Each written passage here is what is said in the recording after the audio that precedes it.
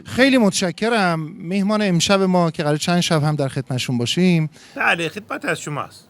جناب حجت الاسلام و المسلمین آقای صبرله onu doğru بزن. حجت الاسلام چی؟ و المسلمین کجای؟ نماینده ولی فقیه در استانبول بگو.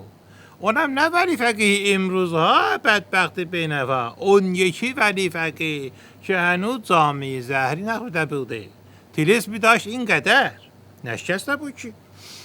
اون زمان تا هنوز دکله بودی بدبختی بینوا. ریشی رو با حجی نداشته. حالا سلام بکن. سلام بر شما، خیلی خوش آمدید. خوشی از خود شماست. انشالله چی که میگه آخر روز ما باشه. این زهر ما چه هی به اون میگویند بخور که آخرش باشه.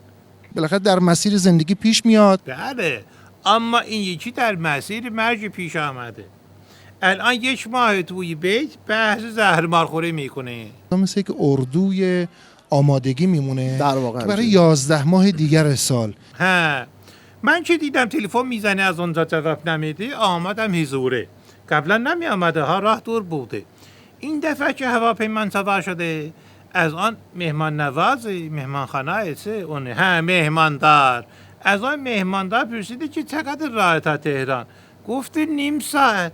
گفتم ایا نیم ساعت بوده که من اصلا پیاده می آمدم خودم. خلاصه فرصت به من دست داد من هم با فرصت دست دادم آمده. برخی از این فرصت ها رو ما میبینیم، بله. متوجه میشیم، حتی منتظرشیم.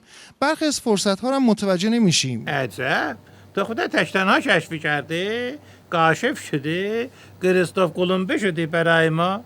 خب فرصت یا متوجه میشی یا نمیشی دیگه. عجب بد تو سر هی بیرون نگاه میکنه این ور اون ور میکنه این سه.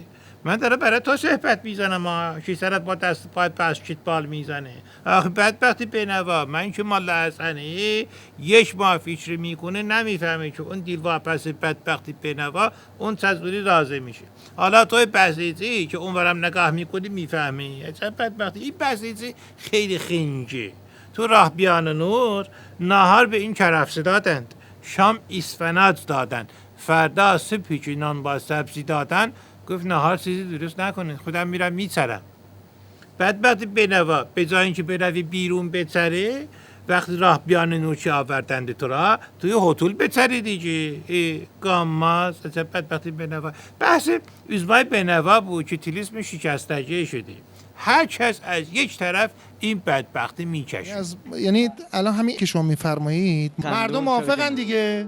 هم اینو فهمیدی دیدی از این فرصت هم استفاده میکنه توی سرکله üzma میزنه. اونجا دیگه زرنگی ما هاست که چگونه از این فرصت ها بتونیم که استفاده بکنیم. üzma بدبختی بینوا زهر خودی تو چرا اینجوری سود استفاده میکنی؟ مزخرف صحبت نزنه. خداحافظ کن برویم دیگه.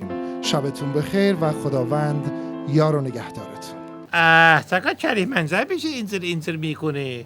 نیشترت را در بندگوش باز میکنه. از قدیم گفتند که کرجدن یه مشکل داره که قیافش همشه عصبانه. فهمیدی؟ üzma زهر خورده تو اینجوری میکنه. زهرم گتمش.